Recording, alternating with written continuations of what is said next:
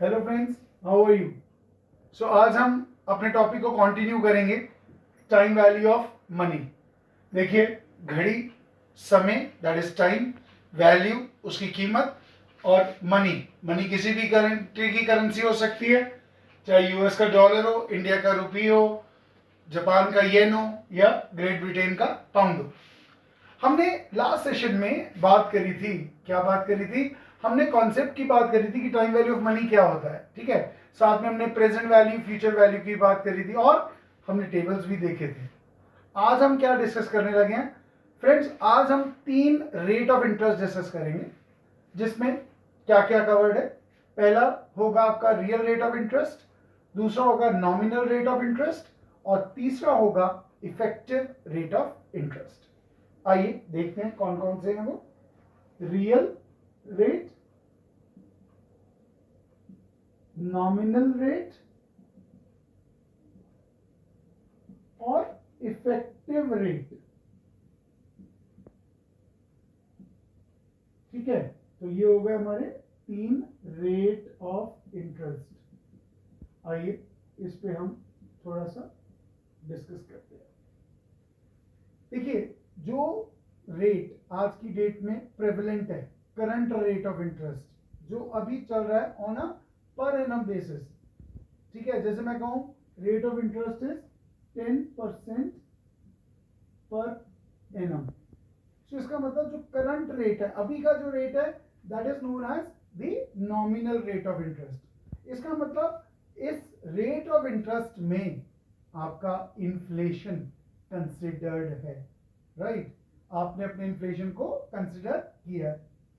Real rate क्या है, मैं कहूं आज से 5 साल पहले का रेट, 5 years बैक, आपका जो रेट ऑफ इंटरेस्ट है, that is real rate of interest. मैंने कहा सपोज रेट ऑफ इंटरेस्ट है से 6% पर एनम, तो इसका मतलब रियल रेट कौन सा हुआ, आज से 5 साल पहले, 6 साल पहले, 7 साल पहले जो रेट था, उसको हम क्या बोलेंगे, उसको हम बोलेंगे रियल रेट।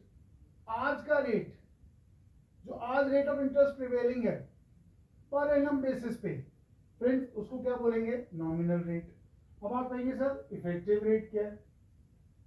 नॉमिनल इफेक्टिव को मैं साथ लेके चलता हूं फ्रेंड्स। यहां पर जो कंपाउंडिंग होती है, it is only once in a year, once in a year, एक साल में एक बार।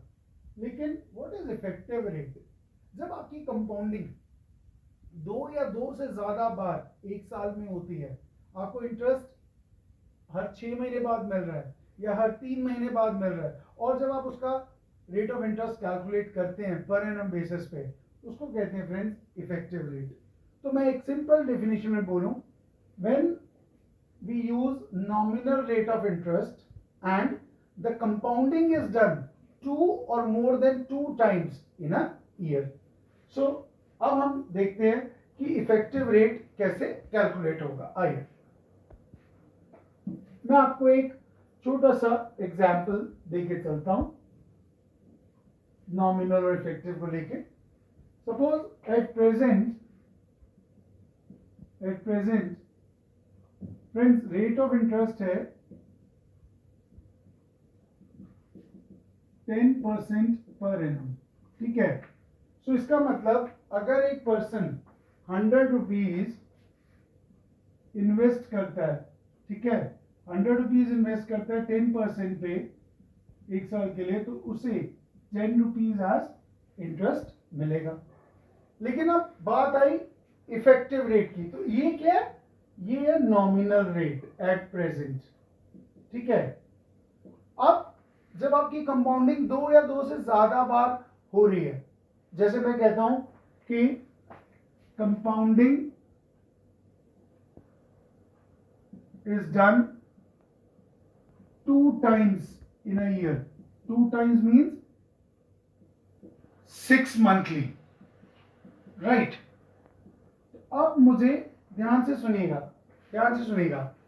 अब क्या होगा, हमारे पास 2 चीजें बड़ी इंपॉर्टेंट होती हैं जब भी हम इंटरेस्ट कैलकुलेट करते हैं, एक होता है रेट और एक होता है टाइम। N is time. अब ध्यान से देखिएगा, जब आपको साल में एक ही बार इंटरेस्ट मिल रहा था तो 10% आपका क्या था, 10% आपका रेट था और टाइम था 1 ईयर, राइट, या 1। लेकिन जब आपको कंपाउंडिंग हो रही है 2 और more than 2 times in a year, इसका मतलब अब आपको साल में एक बार नहीं, आपको साल में 2 बार इंटरेस्ट मिलेगा, कंपाउंडिंग होगी। और देखिएगा फर्क क्या आता है, आइए अब रेट ऑफ इंटरेस्ट, जितनी बार आपको इंटरेस्ट मिल रहा है उससे डिवाइड कर दीजिए रेट ऑफ इंटरेस्ट को। सो 10% डिवाइडेड बाय 2 इक्वल्स 5%। अगर क्वार्टरली मिल रहा है तो यहां पर 2 की जगह हो जाएगा 4। ठीक है, ध्यान रखिएगा, स्टूडेंट्स 3 लिख देते हैं, 3 नहीं, क्वार्टरली इज साल में 4 बार, राइट। सो 10% यहां पर आ जाएगा 4, राइट। और एन मतलब आपको कितनी बार इंटरेस्ट मिल रहा है। सो हाफ ईयरली में, 6 मंथली में आपको कितनी बार इंटरेस्ट मिल रहा है, 2 टाइम्स। ठीक है, अब देखते हैं आगे। अब इफेक्टिव रेट का पहले हम फॉर्मूला देखते हैं। Effective rate equals 1 plus r upon 100 whole power n minus 1 into 100। ये आपका फ्रेंड्स इफेक्टिव रेट का फॉर्मूला है। आइए निकालते हैं इसी क्वेश्चन में। 1 plus 5 upon 100 whole power 2, n is 2 minus 1 into 100। 100 किसके लिए, 100 आपका परसेंटेज के लिए। ठीक है, सो ये हो गया आपका 1 plus 0.05 square minus 1 into 100। So friends ये हो गया 1.05 स्क्वायर, ठीक है, माइनस 1 इंटू 100। सो ये हो गया आपका 1.1025 माइनस 1 इंटू 100। सो फाइनली देखिए, फाइनली आपका आया पॉइंट, यहां लिख देते हैं 0.1025 इंटू 100 इक्वल्स 10.25%। ये आपका आया फ्रेंड्स इफेक्टिव रेट। आप कहेंगे ये क्या हुआ, अब ध्यान से सुनिए। जब आप साल में सिर्फ एक ही बार इंटरेस्ट रिसीव कर रहे हैं तो आपको 100 रुपीज पे 10% मिल रहा है, 10 रुपीज। ठीक है, लेकिन यहां क्या हो रहा है, पहले आपको 6 मंथ्स, फर्स्ट 6 मंथ्स आपको फर्स्ट 6 मंथ्स में 100 रुपीज पर 5% मिला, दैट इज 5 रुपीज। ठीक है, अब नेक्स्ट 6 मंथ्स का प्रिंसिपल कितना हो जाएगा, नेक्स्ट 6 मंथ्स का प्रिंसिपल हो जाएगा 100 प्लस 5, दैट इज 105। अब आपको जो इंटरेस्ट मिलेगा, अब आपको इंटरेस्ट मिलेगा 105 पे। ठीक है, उस 105 की हम वैल्यू कैलकुलेट कर लेते हैं कि आपको जब 105 पे इंटरेस्ट मिलेगा 5%, तो वो कितना होगा। 105 इंटू 5%, फ्रेंड्स ये आएगा 5 रुपीज 25 पैसा। सो इंटरेस्ट कितना होगा आपका, इंटरेस्ट हो जाएगा 105 का 5%, दैट इज 5 रुपीज 25 पैसा। अब ध्यान से देखिए, अब देखिए पहले 6 महीने में मिला 5 रुपीज, दूसरे 6 महीने में मिला 5.25, टोटल इंटरेस्ट कितना हो गया, टोटल इंटरेस्ट हो गया 5 प्लस 5.25, दैट इज 10.25 आपको इंटरेस्ट मिला। परसेंटेज कितना, आइए परसेंटेज कर लेते हैं। आपको 10.25 मिला, आपने इन्वेस्ट कितना किया था, 100 rupees into percentage, so finally 10.25%। सो हमने क्या कंक्लूड किया कि जब आपकी कंपाउंडिंग 2 या 2 से ज्यादा बार एक साल में हो रही है, तब जो आप रेट ऑफ इंटरेस्ट कैलकुलेट करेंगे फ्रेंड्स, उसको बोलेंगे इफेक्टिव रेट ऑफ इंटरेस्ट। तो मैंने आपको एग्जांपल दिया, अगर रेट 10% है, कंपाउंडिंग एक साल में हो रही है, तो आपको 100 पे 10% 10 रुपए मिले। लेकिन जब आपकी कंपाउंडिंग 2 टाइम्स हो रही है, 6 मंथली हो रही है, राइट, तो आपका, फिर मैं कह रहा हूँ रेट को डिवाइड कर देंगे जितनी बार आपको कंपाउंडिंग हो रही है। 6 मंथ मतलब डिवाइड बाय 2, क्वार्टरली मतलब डिवाइड बाय 4, राइट। सो इधर आ गया 5% और n is the number of times आपको जितना बार इंटरेस्ट मिलेगा। ये हमारा इफेक्टिव रेट का फॉर्मूला होता है 1 plus r upon 100 whole power n minus 1 whole multiplied by 100। इसको फ्रेंड्स हमने सॉल्व किया तो 10.25% आ रहा है, यहाँ मैंने आपको प्रूव करके दे दिया। तो ये आपका होता है effective rate of interest. Now we will start with one of the examples for computing present value. So now we will do one question. इस क्वेश्चन में क्या कहते हैं कि मिस्टर एक्स है, उन्होंने डिपॉजिट किया, कितना डिपॉजिट किया, 50,000 रुपीज। आइए देखते हैं।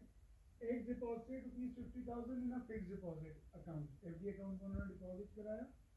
रेट ऑफ इंटरेस्ट कितना है friends, 12% per annum, compounded quarterly. आगे कोई बात जो अभी मैंने आपसे शेयर की थी, और यहाँ पे क्वार्टरली है। और देखो टाइम पीरियड कितना है, टाइम पीरियड है 3 इयर्स, है ना। तो अब वो पूछे कि उसको 3 साल के बाद मेच्योरिटी पे कितना पैसा मिलेगा। आइए इसको स्टार्ट देते हैं। हमें पहले कुछ वैल्यूज को कंसिडर करना है। आइए देखते हैं। हमारे पास प्रेजेंट वैल्यू क्या है, हमारे पास प्रेजेंट वैल्यू है 50,000 रुपीज, ठीक है। उसके बाद उसने कहा कि रेट ऑफ इंटरेस्ट जो है ना वो 12% पर एनम है, लेकिन कंपाउंडिंग कैसे हो रही है, क्वार्टरली। एक साल में कितने क्वार्टर्स, 4, राइट। अब आपका रेट ऑफ इंटरेस्ट कितना हो जाएगा, मैंने अभी आपको बोला था कि रेट ऑफ इंटरेस्ट उतनी बार कंसिडर किया जाएगा, रेट ऑफ इंटरेस्ट को आप उससे डिवाइड करेंगे जितनी बार आपको एक साल में इंटरेस्ट मिल रहा है। देखिए आपको क्वार्टरली मिल रहा है, मींस तो रेट ऑफ इंटरेस्ट कितना हो जाएगा, 12% divided by 4, that is 3%। Clear, okay. अब रह गया हमारे पास n। अब n को समझिए, n क्या है, कितनी बार मुझे इंटरेस्ट मिलेगा। काश इस क्वेश्चन में वो कहता साल में एक बार, तो n हो जाता 3, कहता साल में 2 बार, तो n हो जाता 6, लेकिन साल में कितनी बार, क्वार्टरली मतलब 4 बार, तो n कितना हो जाएगा, n हो जाएगा आपका 3 into 4, that is 12। Is this clear. तो ध्यान रखिएगा आपका जो n आएगा, n आपका निकल के आएगा वो वैल्यू, वो नंबर जितनी बार आपको टाइम पीरियड में इंटरेस्ट मिलेगा, ठीक है। अब हमने क्वेश्चन को देख लिया, हमारे पास अब हमें क्या निकालना है, हमें निकालना है how much amount we will get on maturity. Maturity मतलब फ्यूचर टेंस, मतलब फ्यूचर वैल्यू। तो हमारे को इससे सॉल्व करके क्या निकालनी है, फ्यूचर की वैल्यू, उसको कितना पैसा मिलेगा। आइए, तो हमें पता है future value equal to present value 1 plus r upon 100 whole power n, ठीक है। So future value equal to 50,000 into 1 plus 3 upon 100 whole power आपका 12, right. So 50,000 into 1 plus 0.03 whole power 12, 50,000 into 1.03 whole power 12। अब सुनिए ध्यान से, यहाँ पर क्या आपको कौन सा टेबल लगाएंगे, यहाँ पर अब आप टेबल लगाएंगे फ्यूचर वैल्यू इंटरेस्ट फैक्टर, ठीक है। अब ध्यान से देखिएगा, आपको जो टेबल लगाएंगे उसकी वैल्यू हम लोकेट करेंगे in future value interest factor table. NUT नहीं, एनयूटी नहीं, ध्यान रखिएगा, क्योंकि रेगुलर नहीं हो रहा है, सेम अमाउंट नहीं हो रहा है। कंपाउंडिंग में मैंने आपको भी बताया था, रेट ऑफ इंटरेस्ट जो होता है, रेट ऑफ इंटरेस्ट तो वही रहता है, बट उसकी कंपाउंडिंग से जो फाइनल इफेक्ट होता है वो चेंज हो जाता है। तो हर बार कंपाउंडिंग की वजह से आपका अमाउंट ऑफ इंटरेस्ट चेंज हो जाता है, इसीलिए आप future value annuity factor apply नहीं करेंगे। वो कहाँ अप्लाई करेंगे, जब आपका अमाउंट जो है सेम है हर बार, ठीक है। आइए अब हम इसको क्या करेंगे, हम future value interest factor table में किस पे लोकेट करेंगे, रेट लेंगे 3% और पीरियड लेंगे n, लेंगे कितना 12। आइए हम उसको टेबल में लोकेट करते हैं। सो अब आपको 3% में कहाँ पर लोकेट करना है, 12 पे।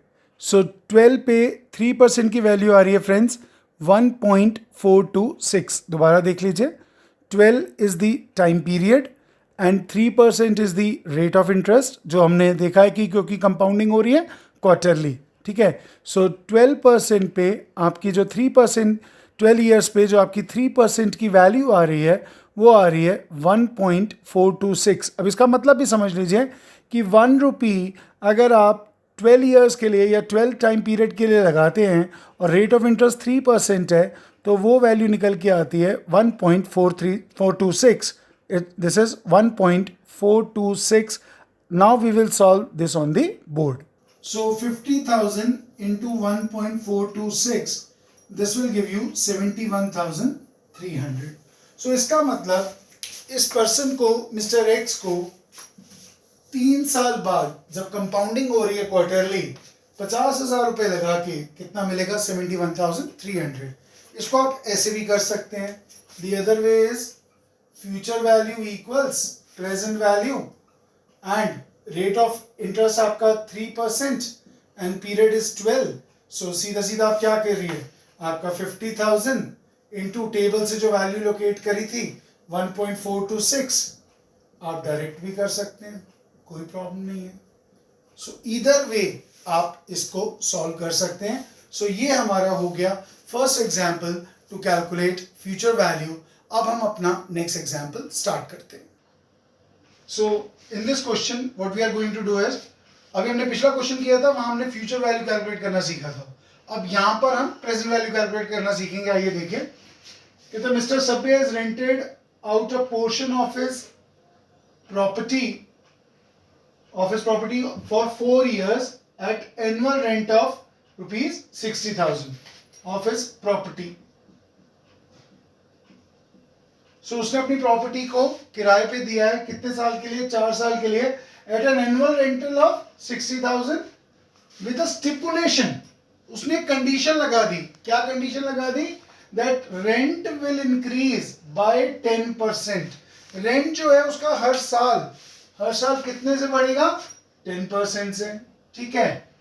If the required rate of return is 15%, लीजिए discounting rate 15%। What is the present value of expected series of rent? अब उसने 4 साल के लिए रेंट पे दिया, तो पहले साल 60,000, फिर उसका 10% बढ़ेगा, फिर जो वैल्यू आएगी सेकेंड ईयर की, फिर उसका 10% बढ़ेगा, फिर जो थर्ड ईयर की वैल्यू आएगी उसका 10% बढ़ेगा। आइए हम उसको सॉल्व करते हैं बाय यूजिंग दिस टेबल, और मैं आपको सिखाऊंगा कि फिर प्रेजेंट वैल्यू कैसे कैलकुलेट करेंगे। सो हम कैलकुलेट करने लगे हैं अपने सॉल्यूशन में, calculation of present value, PV of expected series of rent. Friends, यहां पर एक बात समझनी बहुत जरूरी है। जो हमने टेबल्स देखे और जो आप टेबल्स पढ़ेंगे, वहां पर ये प्रिजम्पशन है कि जो भी आपके इनफ्लोज हो रहे हैं, राइट, अगर कुछ नहीं लिखा है तो वो एट ईयर एंड हो रहे हैं, 1 साल के एंड पे। तभी तो हमने कहा ना कि जो 60,000 रुपया 1 साल के बाद मिलेगा, हमें उसकी वर्थ आज निकालनी है, तभी तो हम उसको प्रेजेंट वैल्यू कह रहे हैं। तो इसका मतलब जो 60,000 मिलेगा ये एज ऑन टुडे नहीं। जैसे प्रैक्टिकली क्या होता है, आप किसी को लेट आउट करते हैं, प्रॉपर्टी किराए पे देते हैं, तो डे 1 से आपको रेंट आता है एडवांस। लेकिन यहाँ पर टाइम वैल्यू ऑफ मनी में जब तक कुछ नहीं लिखा हुआ है, आप याद रखिएगा money is receivable at the year and, right, क्योंकि हमारा खर्चा जो है वो आज होता है और इनफ्लोज आते हैं कुछ समय के बाद। उन इनफ्लोज की ही तो प्रेजेंट वैल्यू निकालनी है, तो याद रखिएगा। आइए हमारे पास क्या क्या कॉलम बन जाएंगे? ईयर, फिर हमारे पास ईयरली रेंट, फिर हमारे पास प्रेजेंट वैल्यू फैक्टर कितना? 15%, फिर हमारे पास प्रेजेंट वैल्यू। तो मैं इनके कॉलम नंबर कर देता हूं। दिस इज से 1, this is 2, this is 3 and this is 4 equals 2 into 3। ये याद रखिएगा, ठीक है। तो 4 साल हैं। आइए स्टार्ट करते हैं। ईयर 1 60,000। पहले हम रेंट की बात कर लेते हैं कि रेंट कितना कितना आएगा। ईयर 2, अब ईयर 2 में 10% बढ़ के आएगा। सो सीधा आप क्या करना, कोई प्रॉब्लम नहीं है, 60,000 का 110% कर दो, सीधा 110%, तो ये आ गया आपका 66,000। आप कहोगे सर अगर हम ऐसे कर लें, कैसे? 60,000 फर्स्ट ईयर का था, उस पर 10% बढ़ा दो, बात तो वही है, आंसर वही आएगा।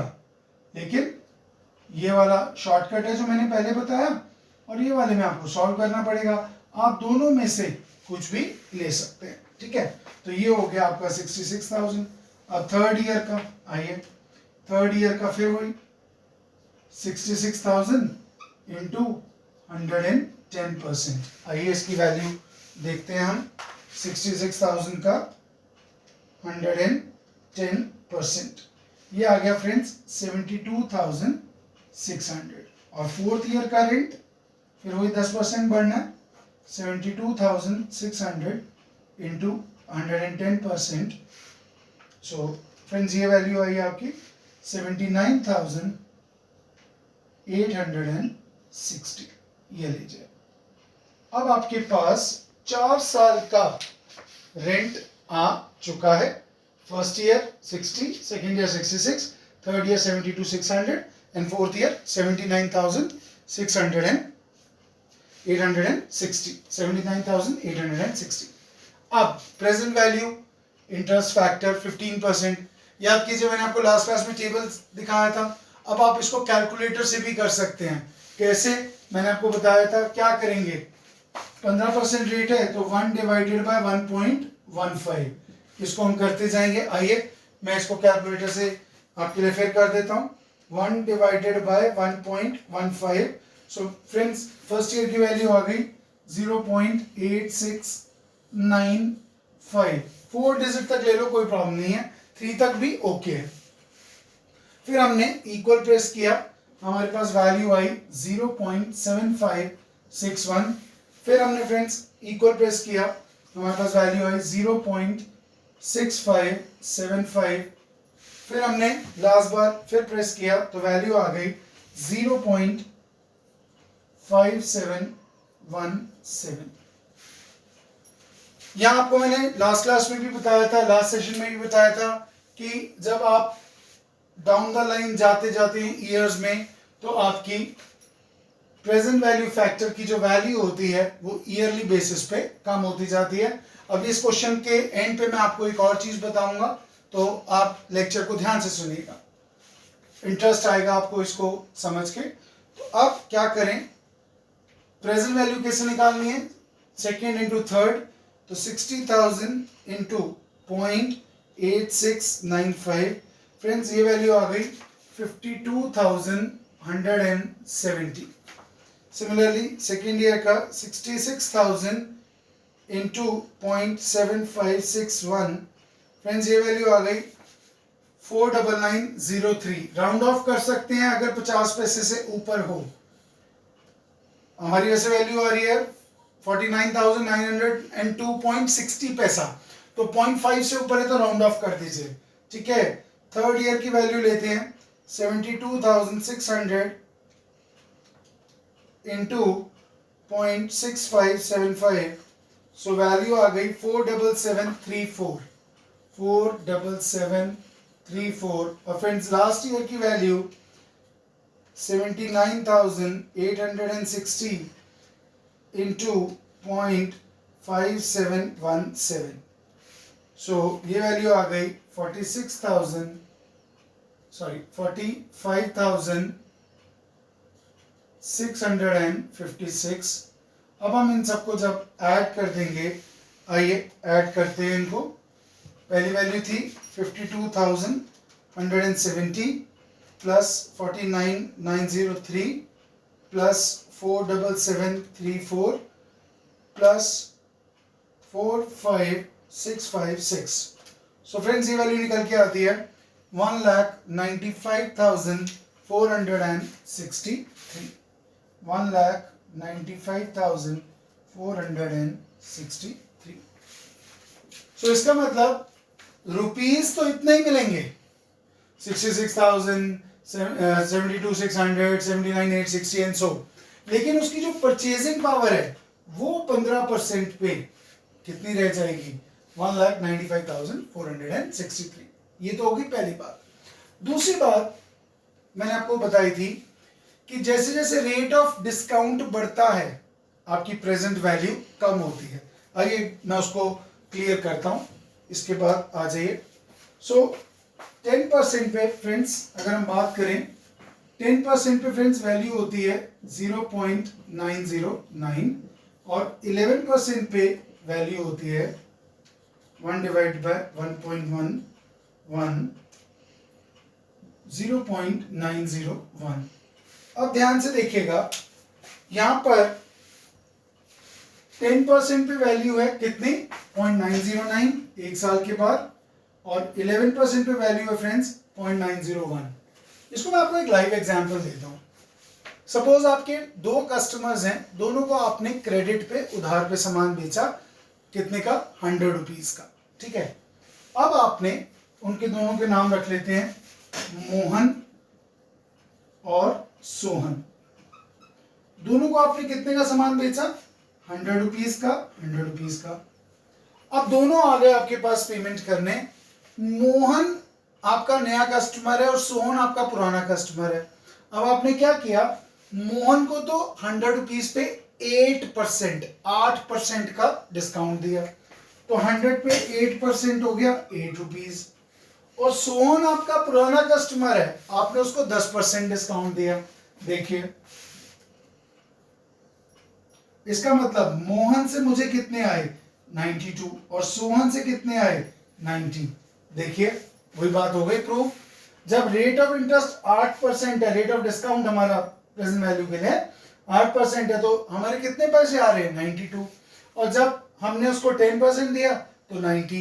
तो जैसे जैसे रेट ऑफ डिस्काउंट बढ़ता जाएगा उसकी प्रेजेंट वैल्यू कम होती जाएगी, ठीक है। तो ये हमारा कॉन्सेप्ट यहां तक कंप्लीट होता है। अब हम नेक्स्ट क्वेश्चन स्टार्ट करते हैं। सो नाउ हम जो क्वेश्चन करने लगे हैं उसका मेन एम क्या है, हमारे को यहां पर ये देखना है कि कितने टाइम पीरियड में एक पर्टिकुलर अमाउंट हमें जो चाहिए वो बनेगा एक पर्टिकुलर रेट ऑफ इंटरेस्ट पे। क्या कहते हैं क्वेश्चन देखिए, an amount of ₹1000 is deposited into an interest bearing account that pays 10% interest compounded yearly। कहता है मैंने कितने पैसे लगा दिए 1000 रुपये आज इन्वेस्ट कर दिए। रेट ऑफ इंटरेस्ट कितना है, रेट ऑफ इंटरेस्ट है 10% कंपाउंडेड ईयरली, साल में एक बार। The investor goal is ₹1500। Investor जिसने पैसा लगाया है वो चाहता है कि यार मैं 10% पे पैसा लगाऊं। कितना पैसा लगा रहा है 1000 रुपया, और वो कितना चाहता है, वो चाहता है कि ये 1000 रुपये कितने बन जाएं 1500।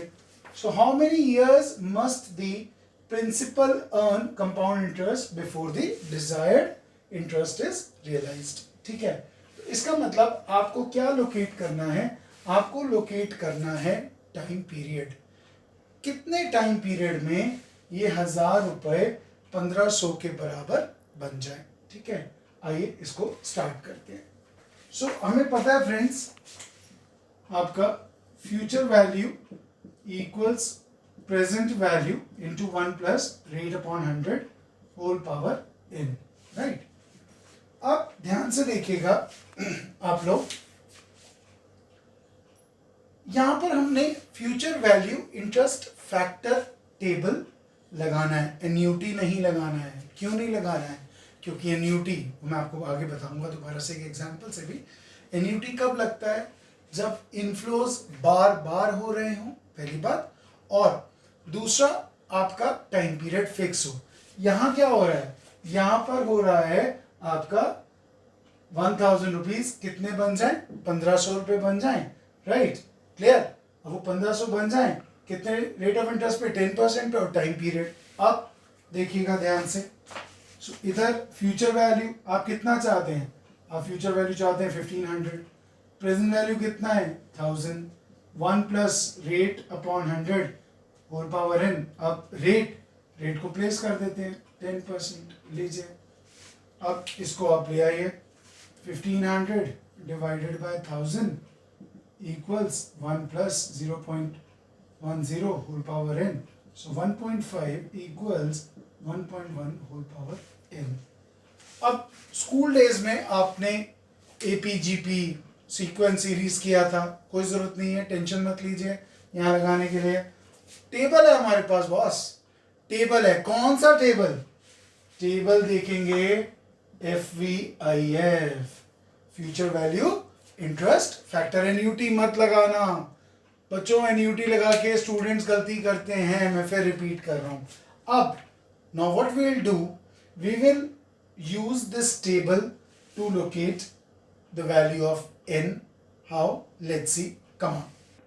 सो फ्रेंड्स, अब हमने टेबल में वैल्यू लोकेट करनी है, कौन सी, जो आपकी वैल्यू निकल के आई थी 1.5, किस रेट में, 10% में। देखिए अभी तक क्या होता था, आपके पास टाइम पीरियड होता था और रेट होता था और हम वैल्यू लोकेट करते थे, लेकिन यहाँ पर वैल्यू है और रेट ऑफ इंटरेस्ट है। हमें क्या लोकेट करना है, हमें लोकेट करना है टाइम पीरियड। तो अगर मैं 10% में चलना शुरू करूँ, सो 10% में ईयर 1 की वैल्यू आ गई 1.1, देन 2 पे 1.21, 3 पे 1.331, देन 4 पे 1.464 एंड 5 पे 1.611।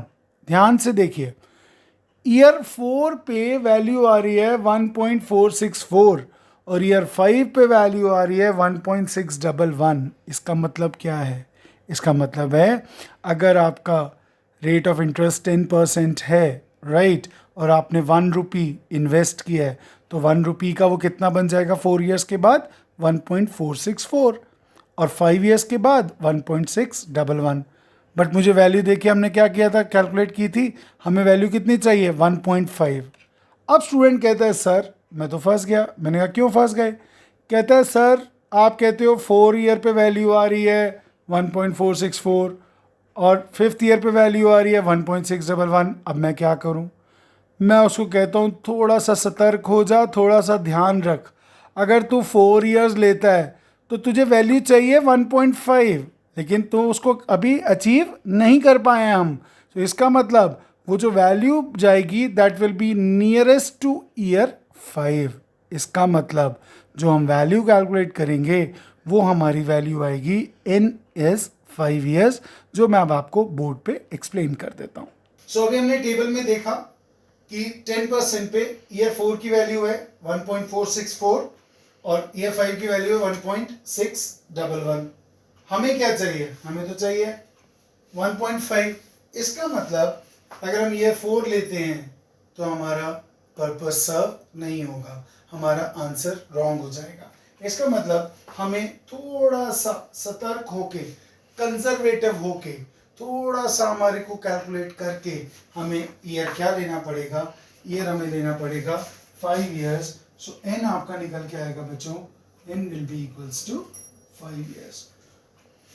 जब भी कोई वैल्यू नियरेस्ट आ रही है जिस वैल्यू के, उसमें जाके आप आइडेंटिफाई कीजिएगा।